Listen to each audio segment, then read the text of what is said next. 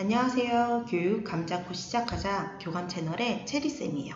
오늘은 영재교육원 왜 가나요? 라는 질문에 대해 영재교육원에 가는 이유에 대해 이야기해 보려고 합니다.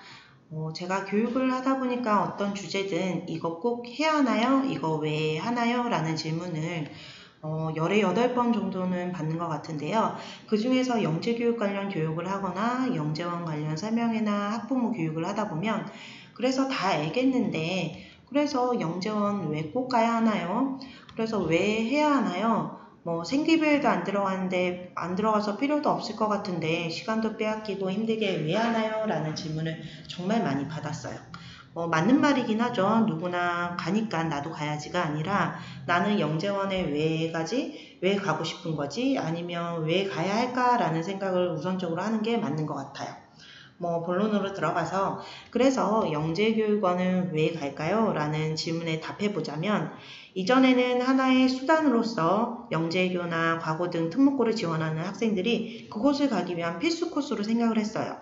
틀린 말은 아닌데요. 이에 자료로 보면 한국개발원에서 조사한 바에 따르면 영재학교 졸업생들의 85% 이상, 여기 보이시죠? 85.3%의 학생들이 영재교육 입학하기 전에 영재교육을 이수했다라고 하고요. 그 중에서 초등학교 고학년에 시작한 게 68.6%나 된다라고 합니다. 더구나 작년을 기준으로 하면 작년 2019년을 기준으로 하면 중학교 3학년 학생은 총 45만 명 정도 된다라고 해요. 이 중에 과고 20개의 과고에서 약 1638명, 영재교는 862명을 뽑는다라고 하니 합산 2500명이 넘죠. 영재교육 같은 경우는 중학교 1학년, 2학년도 선발을 하지만 중학교 3학년에 비해서 인원이 일단 적고 중3 인원만을 비교를 해보자면 전체 중학교 3학년 학생 수의 약 1%도 되지 않은 약 상위 0.56%의 학생이 진학이 가능하다라고 해요.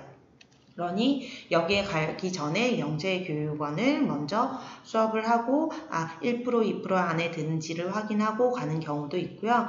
그러면서 우리나라 영재교육을 살펴보면 전체 10만 명에 넘는 가까운 학생들을 선발을 하고 그 비율로 따지자면 1.83%나 선발을 하고 있어요. 비율로 따지자면 1.83밖에 되지 않는다라고 생각을 할 수 있지만 수치로 보면 약 10만 명에 가까운 학생들이 영재교육을 받고 있고요. 여기에 영재학교나 가고 영재학급수를 제외한다 하더라도 영재교육원이 차지하고 있는 인원수는 영재교나 가고를 선발하는 인원보다는 많죠. 훨씬 많죠. 그리고 그만큼 지원도 많이 하고요. 그러니 한 번쯤은 지원을 해서 나를 한번 확인할 필요가 있겠죠. 아이들은 이를 통해서 지금 내 위치를 파악할 수 있는 기준이 되기도 하고요. 그리고 꿈을 찾는 기회가 된다라고도 볼 수가 있어요. 무엇을 해야 할지, 두루두루 잘하니까 무엇을 해야 할지, 혹은 내가 관심 있어 하는 분야가 학교와 상관없는 과목이다 보니까 다양하게 접할 기회가 없는 학생들의 꿈을 찾는 기회가 되거나 넓게는 하나의 생애 설계를 위한 발판이 되기도 하는데요. 그 예로 한 사례를 들자면 제가 겪었던 사례예요. 로봇을 너무너무 좋아하는 아이가 있는데 그 친구가 그 로봇을 너무 관심도가 깊다 보니까 주제도 깊이 들어가고 회로 하나하나까지 생각을 해서 조립을 해서 친구들한테 보여줬어요. 그랬더니 친구들이 와 멋있다 라고 휘휘휘 하면서 가지고 놀다가 부러뜨리는 거예요. 부서지기가 준지 몇 분도 안 돼서 1, 2분도 안 돼서 부셔버리거나 그러니 자기는 2주, 3주를 걸쳐서 그걸 만들었는데 친구가 굉장히 많이 상처도 되고 그러다 보니까 친구들과 어울리는 걸 꺼려하게 되고 점차 이제 약간의 소외 또래 친구들한테 소외당하는 그런 경우가 있었는데요. 그 친구는 이것에 대한 로봇에 대한 관심 있는 친구들과 함께 더 깊이 탐구할 수 있다면 이란 생각을 한다라면 저는 영재교육원을 가볼 것을 거기서 영재교육 수업을 받아볼 것을 권했는데요. 그 친구도 그렇고 그 친구의 엄마도 똑같은 반응이었어요.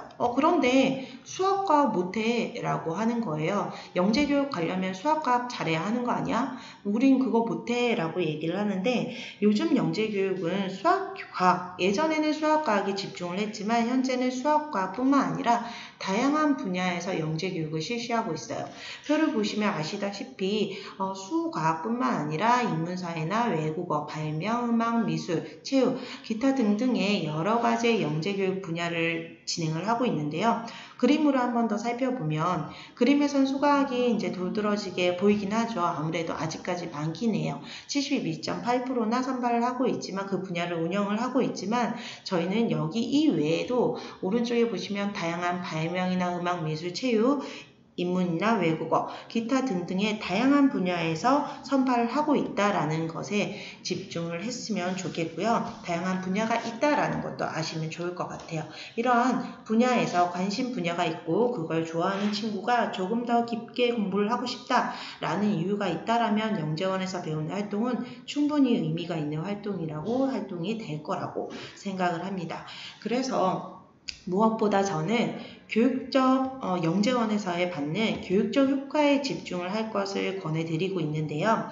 어쨌든 선발을 통해서 교육의 기회를 얻게 된 친구들은 무엇보다 첫발이긴 하지만 합격했다는 성취감과 함께 자신감을 가질 수가 있고요. 경험상 영재원에 가는 많은 아이들이 또래에 비해서 학교 교육과정을 두루두루 잘하는 아이들도 많아요. 그런데 두루두루 잘하다 보니 무엇을 해야 할지 모르거나 어느 것에 집중해야 할지 고민하는 친구들도 많았는데요.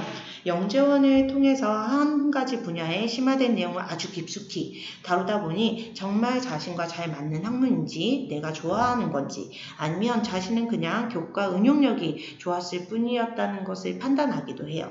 이로 인해서 무엇을 할지 고민했던 학생이 목표가 생기기도 하고요. 아니면 자신의 이제 광범위한 목표를 아주 구체적으로 찾는 계기가 되기도 하더라고요.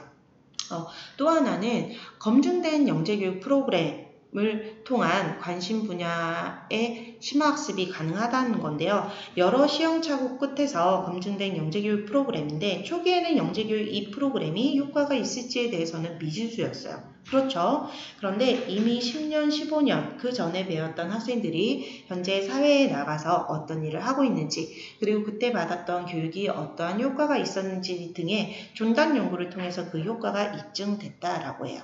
어쨌든 그렇게 입증된 프로그램으로 현재는 수업을 하고 있고요. 그리고 다루는 주제 또한 달라요. 지금 보시는 자료는 개발원에서 제시한 자료로 영재교육에서 다루는 수준별 주제예요. 초등과정에서 다루는 수화연산의 한 부분인데 보시다시피 수도크나 DP게임, 복면산이나 마방진 같은 경우는 일반 교육과정에서는 배우지 않는 내용이죠. 도형과 측정 파트의 한 부분도 보시다시피 일반 교육과정에서 배울 수 있는 주제를 심도 있게 다룰 수도 있겠지만 교육과정에서 배울 수 없는 내용도 구성이 되어 있어요. 이러한 주제로 다양하게 학습이 가능하고요. 그리고 현재 영재교육원에서 수업에 들어갔더니 내가 이 수업이 가능한 학력 수준이 도달했는지 어쨌든 판단하는 계기가 되기도 하고요. 그 외에는 다양한 수업 방식에서도 볼 수가 있는데요. 현재 교육과정에서도 토론학습이나 발견학습, 또 자기주도적 학습 형태를 굉장히 강조하고 있죠. 그런데 이러한 학습 형태를 진행하기 힘들 뿐더러 지식 수준이나 관심 분야가 다양하게 퍼져 있는 것보다는 수학과, 언어, 미술 등 한 분야에 관심을 갖고 그 분야를 같이 관심을 가지고 있는 친구들과 함께 이러한 활동들을 같이 하고 주어진 내용을 통해서 토론 주제를 선정을 하고 목적을 위해 계획을 하고 계획대로 실행하는 그러한 일련의 과정들을 통해서 얻을 수 있는 교육적 효과는 말이나 어떤 수치로 표현하기도 어려울 것 같아요. 그러한 교육과정 안에서 기초적인 지식도 습득할 수가 있고 의사소통 능력이나 표현 능력도 증진시킬 수가 있고요. 나아가서 복합적으로 사고하는 능력을 키울 수 있을 거라 생각을 합니다. 이상 영재교육원에 왜 가나요? 라는 질문에 대한 저의 생각을 정리해 보았고요. 어떠한 영재교육 영재교육원을 가는 이유가 어떠한 수단이 되기도 하지만 다양한 교육적 효과에 집중을 했으면 좋겠습니다. 다음에는 또 다른 주제로 찾아뵙도록 하겠습니다. 안녕히 계세요.